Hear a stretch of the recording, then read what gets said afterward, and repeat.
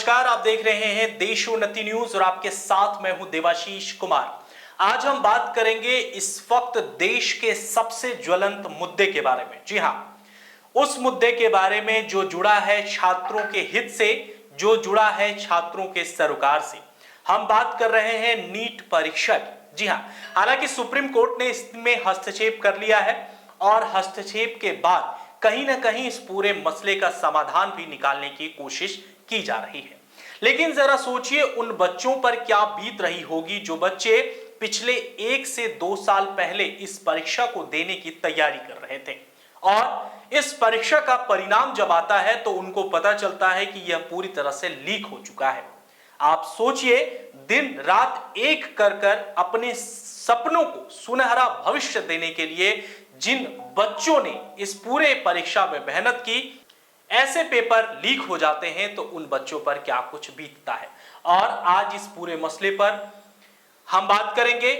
बिहार से इसके तार कहीं ना कहीं जुड़ रहे हैं। क्या है वो पूरा कनेक्शन, क्या है बिहार से जुड़ी पूरी खबर, इसको बताने के लिए आज हमारे साथ हमारे मेहमान जो हैं वो हमारे साथ जुड़ चुके हैं। ये हैं बिहार के छात्र नेता दिलीप कुमार, जो हमेशा से बिहार और देश भर की परीक्षाओं में हुए धांधली के खिलाफ अपने आवाज को बुलंद करते रहते हैं। दिलीप जी, आपका हमारे इस कार्यक्रम में बहुत स्वागत है। जी बहुत बहुत धन्यवाद। जी दिलीप जी, आज जैसा कि आप जान रहे हैं कि इस वक्त पूरे देश में सबसे बड़ा मुद्दा जो है वो नीट परीक्षा को लेकर है। हालांकि सुप्रीम कोर्ट ने इसमें अपना हस्तक्षेप किया है। सुप्रीम कोर्ट ने कहा है कि जो बच्चे फिर से री एग्जाम देना चाहते हैं, यानी कि जो एक आंकड़ा है उसके हिसाब से दे सकते हैं। लेकिन दिलीप जी, बिहार से कहीं ना कहीं इसके तार जो है फिर से एक बार जुड़ते दिखाई दे रहे हैं। 13 में से 4 परीक्षार्थी को बिहार पुलिस ने गिरफ्तार कर लिया है और EAU जो दफ्तर है उसमें भी परिजनों के साथ कुछ परीक्षार्थियों को बुलाया गया। सबसे पहले तो ये जो पूरा मामला हुआ नीट का, किस रूप में देखते हैं और इसके बारे में आप क्या कुछ कहेंगे दिलीप जी? देखिए, नीट परीक्षा जो यूजी की हुई है वो पूरी तरह से कदाचार में संलिप्त पाया गया है। और एनटीए के जो अधिकारी हैं, जो ये परीक्षा कंडक्ट करवा रही है, एनटीए के अधिकारी लोग विशुद्ध गुंडागर्दी का परिचय दे रहे हैं, तानाशाही दिखा रहे हैं। और मुझे तो संदेह है कि एनटीए के अधिकारी भी कहीं ना कहीं इस पेपर लीक और धांधली सेटिंग में संलिप्त है। और इसीलिए आप देखिएगा कि 5 मई को जब परीक्षा हुई थी उसका पेपर लीक हुआ, 13 लोग पटना से गिरफ्तार हुए।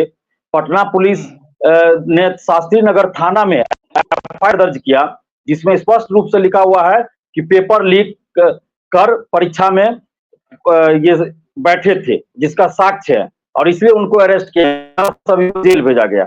और अभी भी पूछताछ चल रही है, जिसमें फिर नया खुलासा कल हुआ है कि अभ्यर्थियों ने ये कबूल भी किया है। उस समय भी बहुत सारे अभ्यर्थियों ने कबूल किया और फिर से रिमांड पे लेकर जो पूछताछ हुई तो उसमें भी कबूल किया कि जो प्रश्न पत्र और उत्तर हमें रटाया गया परीक्षा से एक रात पहले, वही हूबहू प्रश्न पत्र और वही आंसर मैच कर गया, है ना, हूबहू वही था। तो अब जब प्रश्न पत्र ही लीक है, पेपर ही लीक है, तो परीक्षा का तो कोई मतलब ही नहीं रहा, परीक्षा ही रद्द होनी चाहिए। इसके बाद भी जब परीक्षा रद्द नहीं किया एनटीए ने, एनटीए से 3 बार बिहार की आर्थिक अपराध इकाई EOU जो इस पूरे मामले की जांच कर रही है, 3 बार एनटीए से जवाब मांगा, एनटीए से ऑफिशियल क्वेश्चन मांगा, प्रश्न पत्र मांगा मिलान करने के लिए, लेकिन एनटीए ने अभी तक कोई जवाब नहीं दिया, कोई सहयोग जांच में नहीं किया। तो इससे भी साफ जाहिर होता है कि एनटीए के अधिकारी कहीं ना कहीं इसमें संलिप्त है और इसीलिए वो आर्थिक अपराध इकाई को किसी भी सवाल का जवाब नहीं दे रहे हैं और जांच में सहयोग नहीं कर रहे हैं। जब आप फॉर्म भरा रहा था यूजी ये नीट का, फॉर्म भरने की तिथि समाप्त हो गई और परीक्षा से ठीक कुछ दिन पहले सिर्फ 24 घंटे के लिए संभवतः विंडो खोला गया फॉर्म भरने के लिए। तो आखिर ये किसके लिए खोला गया? अभ्यर्थियों ने तो कहीं मांग नहीं किया था, कहीं से कोई मांग नहीं थी कि विंडो खोलिए फॉर्म भरने के लिए। हम लोग तो नहीं सुने हैं। ऐसा रहता कहीं कोई प्रदर्शन होता, आंदोलन होता कि विंडो खोलिए फॉर्म भरना है, टूट गया बहुत अभ्यर्थी, तब समझते एक बात थी, लेकिन कहीं से कोई मांग नहीं थी। अचानक से विंडो खोला गया फॉर्म भरने के लिए। तो क्या कहीं ऐसा तो नहीं है कि ये सेटिंग का खेल चल रहा था और इसलिए अपने लोगों को जिनसे पैसा लिया गया हो वैसे लोगों के लिए अलग से फिर फॉर्म भरने के लिए खोला गया हो और उस सारे लोगों का सेंटर भी एक जगह कर दिया गया हो, और हरियाणा के एक सेंटर से 8 लोग 720 में 720 लाए हैं। तो हो सकता है यही सब विंडो खोलने का कारण हो। तो एनटीए को यह भी जवाब देना चाहिए कि जो बाद में विंडो खोला गया फॉर्म भरने के लिए, तो उसमें कितने लोगों ने फॉर्म भरा, और उन लोगों का रोल नंबर, उनका मार्क्स भी जारी करना चाहिए। पारदर्शिता दिखाना चाहिए कि जो विंडो बाद में खोला गया उसमें से जो लोग फॉर्म भरे उनको कितना मार्क्स इस परीक्षा में आया है। आपको इसमें क्या लगता है आपको कि कहाँ क्या कौन इसके मुख्य सूत्रधार हैं? क्योंकि देखिए जो जिस बातों का जिक्र मैंने पहले किया कि बच्चों के भविष्य के साथ खिलवाड़ करना कहीं से उचित नहीं है। हम लोगों ने भी बिहार में कई बार आपको देखा है कि आपने उसके लिए इतनी आंदोलन की है, चाहे वो बीपीएससी से जुड़ा मुद्दा हो, चाहे वो और भी बिहार में जो भी परीक्षा एग्जाम होते हैं वो मुद्दा हो। आपको क्या लगता है कि जो नीट परीक्षा जिसको पाकर बच्चे जो हैं वो अपने भविष्य को बेहतर बनाते हैं, इसका मुख्य सूत्रधार इस बार की परीक्षा में आपको क्या लगता है कि किसका हाथ हो सकता है? देखिए, इसमें तो कई गिरोह हैं।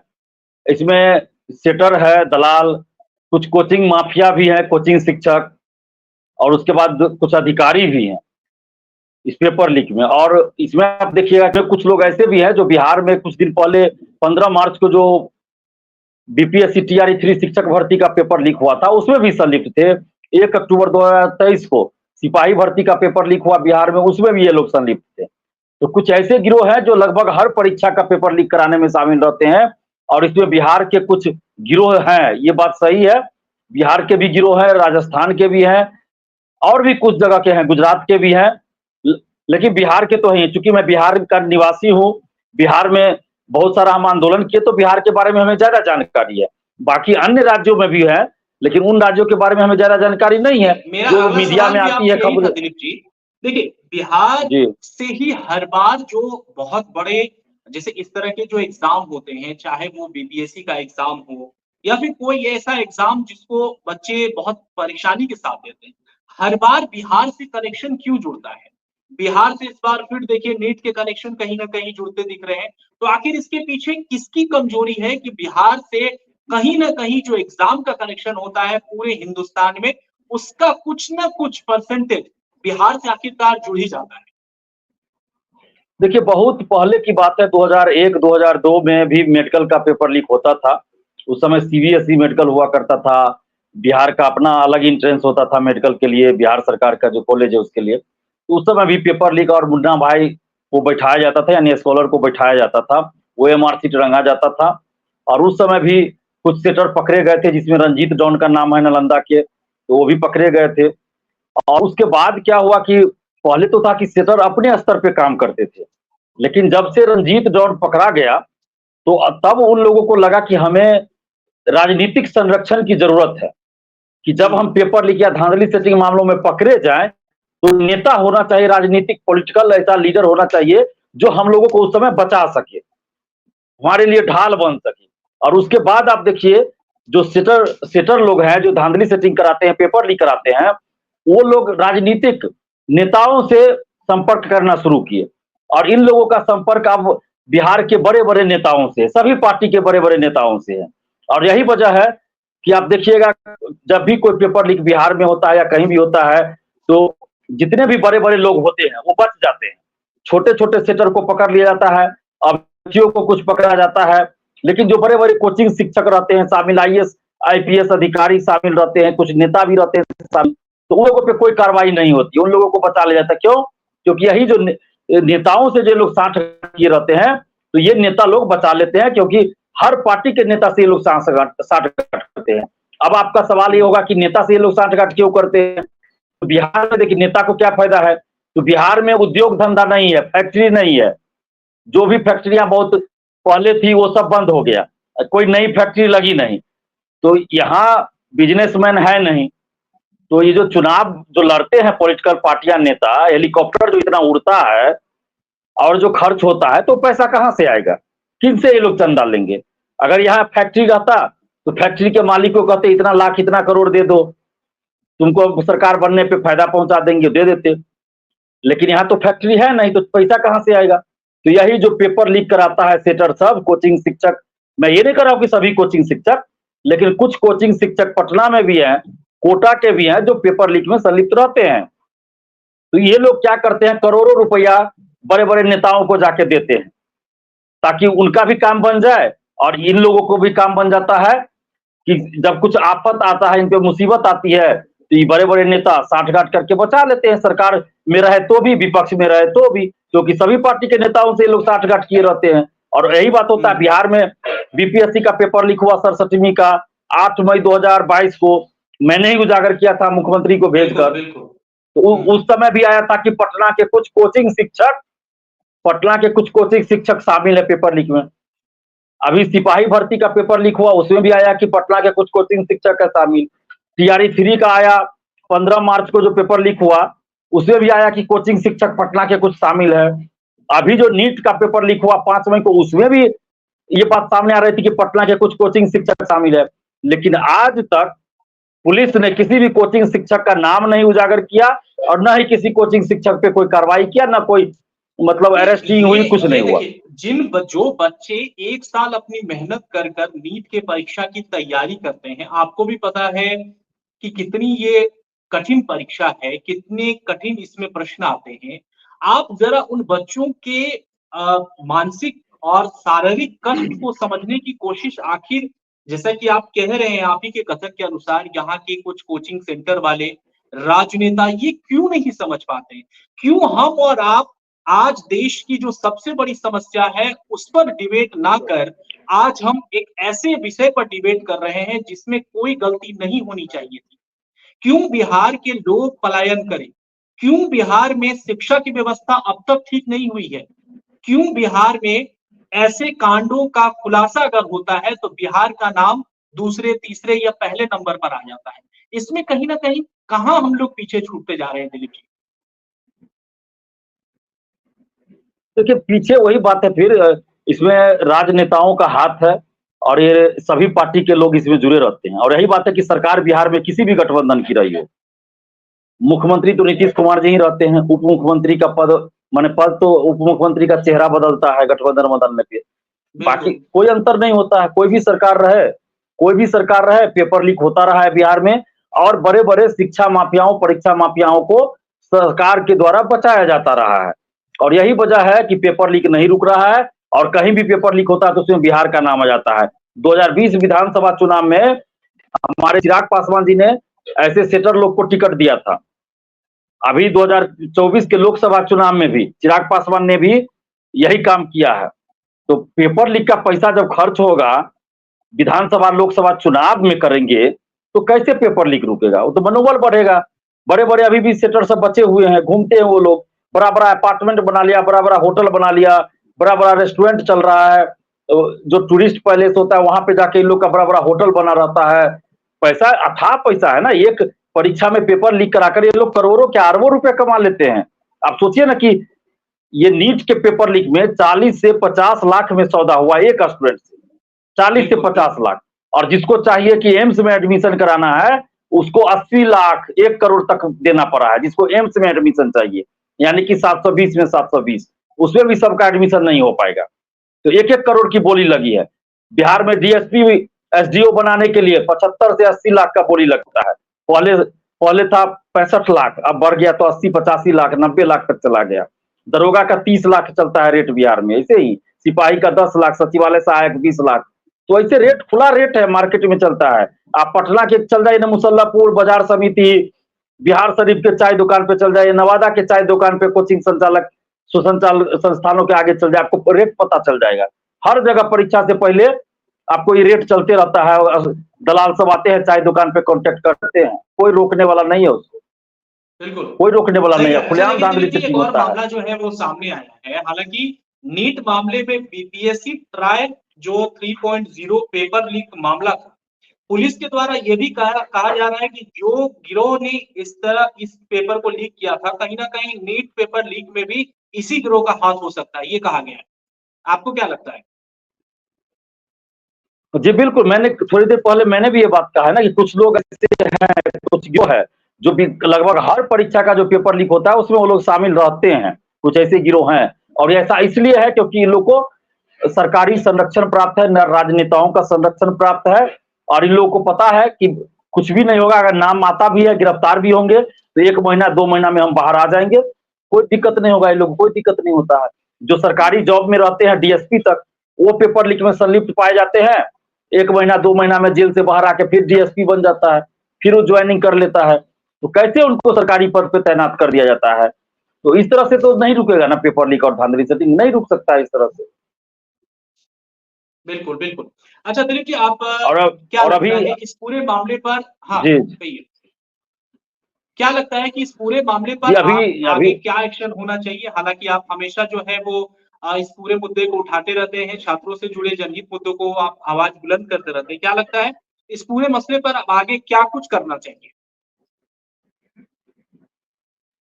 जी देखिए, नीट का जो पेपर लीक हुआ, दरोगा सिपाही का पेपर लीक होता ही है, लेकिन उसका एक अलग बात रहता है। लेकिन नीट का जो हुआ, ये तो देश के 140 करोड़ आम जनता के स्वास्थ्य के साथ भी खिलवाड़ है। सिर्फ 24 लाख ये नीट अभ्यर्थियों के साथ खिलवाड़ नहीं है, बल्कि 24 लाख नीट अभ्यर्थियों के भविष्य के खिलवाड़ के साथ साथ देश के 140 करोड़ आम जनता के स्वास्थ्य के साथ भी खिलवाड़ है।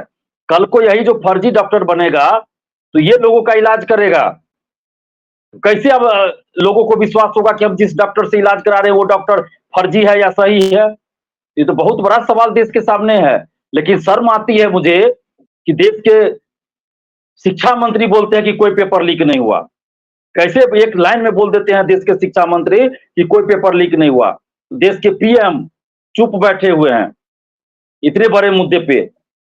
हम तो भगवान से ये प्रार्थना करते हैं कि जितने भी लोग पेपर लीक और धांधली सेटिंग को सपोर्ट करते हैं या ऐसे मामलों में संलिप्त रहते हैं, ऐसे लोगों का इलाज ऐसे ही फर्जी डॉक्टर करे, तब इन लोग को पता चलेगा कि क्या ये लोग खिलवाड़ कर रहे हैं आम जनता के स्वास्थ्य के साथ। ये बहुत बड़ा खिलवाड़ है। और पेपर लीक और धांधली सेटिंग तभी रुकेगा जब सरकारें, राज्य सरकारें और केंद्र सरकार सख्त कार्रवाई करे। जो भी ऐसे मामलों में संलिप्त पाए जाते हैं, अगर वो अभ्यर्थी है तो उसको 7 साल 8 साल के लिए प्रतिबंधित करे, कोई परीक्षा नहीं दे सकता। अगर अभ्यर्थी हो या कोई भी हो, सेटर हो, दलाल, कोई भी संलिप्त पाया जाए, उसकी सारी संपत्ति को जब्त किया जाए, 6 से 8 महीना में सजा दिलाई जाए स्पीडी ट्रायल करके। अगर वो कहीं नौकरी में है तो नौकरी से उसको बर्खास्त किया जाए। 15 साल से अधिक की सजा हो। जब तक इस तरह का सजा नहीं होगा, ऐसा नहीं किया जाएगा, तब तक पेपर लीक धांधली सेटिंग नहीं रुकेगा। क्योंकि अभी डर है ही नहीं लोगों के मन में। इन लोग को पता है कि पकड़ा भी जाते हैं तो 2 महीना में तो बाहर ही आ जाते हैं ना। फिर वो केस कब खुलेगा नहीं खुलेगा कोई नहीं जानता। अब बाद में साक्ष्य के अभाव में बाइज्जत बरी हो जाएंगे, यही होता है। बाद में साक्षी नहीं मिलेगा इन लोगों के खिलाफ, सब मैनेज हो जाएगा पैसा पे, तो बरी हो जाएंगे, बाइज्जत बरी हो जाएंगे ये लोग। तो इसमें अब सरकार को एक्शन लेना चाहिए, लेकिन नहीं लेती है सरकार, क्योंकि सरकार के लोग ही संलिप्त रहते हैं। तो अब देश के युवाओं को, देश के बुद्धिजीवियों को, समाज सेवियों को आगे आना होगा। एक मंच पे आकर इस चीज के खिलाफ पुरजोर विरोध करना पड़ेगा, जबरदस्त आंदोलन करना पड़ेगा। नहीं तो फिर इसी तरह ये सिलसिला चलता रहेगा और हर परीक्षा का पेपर लीक होता रहेगा, धांधली सेटिंग होती रहेगी। बिल्कुल। दिलीप जी, बहुत-बहुत शुक्रिया, आपने इस तमाम मुद्दों को रखा और आप हमेशा से ही आवाज़ को बुलंद करते रहते हैं। आपने अपना कीमती समय भी दिया, इसके लिए भी बहुत-बहुत शुक्रिया। कोई भी और अलग मुद्दे होंगे छात्रों से जुड़े हुए, जनहित से जुड़े हुए, तो हम आपके साथ ज़रूर शामिल होंगे। फिलहाल के लिए आपका बहुत-बहुत शुक्रिया। इस पूरे मुद्दे पर हमने भी अपनी आवाज़ बुलंद कर रखी है और आशा है कि जिस तरह से लगातार हर मुद्दों पर बिहार में आप अपनी आवाज़ को बुलंद करते हैं छात्रों से जुड़ी हुई, उसकी पूरे मुंबई टीम की तरफ से और हमारे देशोन्नति टीम की तरफ से आपको शुभकामनाएँ। बहुत-बहुत शुक्रिया इस डिबेट में शामिल होने के लिए। दिलीप जी। जी, बहुत-बहुत धन्यवाद आपका भी।